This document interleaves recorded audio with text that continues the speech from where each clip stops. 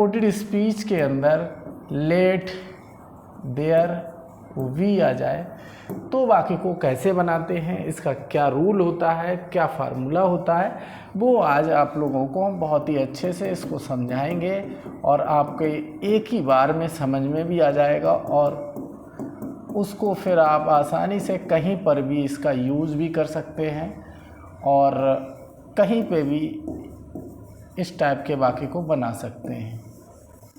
तो ऐसी स्थिति में जब लेट देयर भी आएगा तो सेड टू, क्राइड टू को केवल और केवल ऑर्डर्ड में बदलेंगे। कामा हटाने के लिए कंजक्शन जो यूज़ करेंगे वो आप दैट लगाएंगे और लेट को रिमूव कर देंगे, लेट हट जाएगा आपका और देयर रहेगा।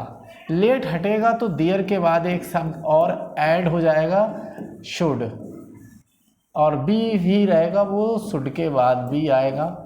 इस तरीके से चीज़ों को एडजस्ट करना है और वाक्यों को बनाना है। हर चीज़, हर वैल्यू लिखी है कि क्या चीज़ हटानी है और क्या लगाना है।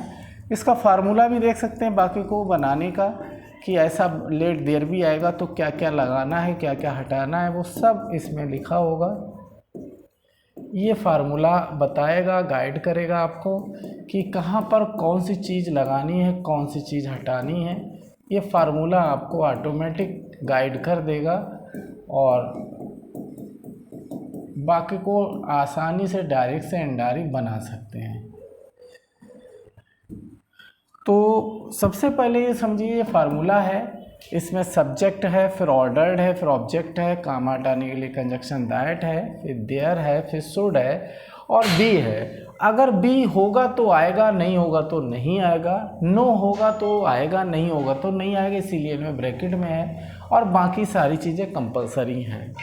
इसका एक एग्जाम्पल समझिए। इसका एग्जाम्पल है जैसे he said to me, comma inverted comma, फिर let there be no inquiry into my case, जैसे ये है।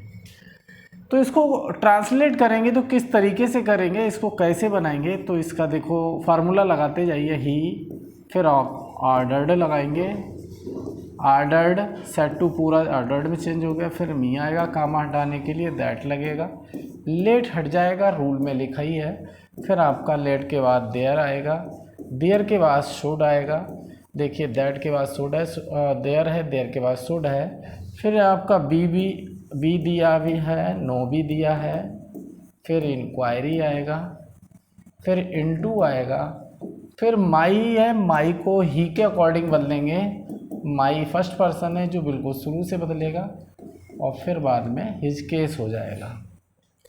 तो टोटल मिला के ओवरऑल वाक्य आपका इनडायरेक्ट स्पीच इस तरीके से इनडायरेक्ट बन जाएगा। एक और एग्जाम्पल समझते हैं और उसे देखते हैं। जैसे राम क्राइड टू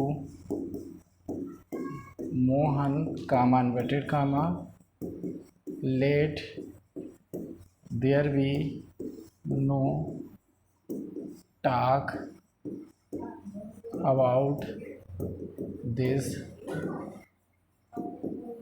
मैटर। जैसे ये वाक्य है, इसको बना के देखें और यही रूल लगाएं तो देखो कैसे बनेगा। राम ऑर्डर्ड मोहन, कामा हटाने के लिए दैट, लेट को हटा दें, फिर देयर, देयर के बाद शुड, शुड के बाद बी, फिर नो, फिर टॉक अबाउट दिस का दैट मैटर।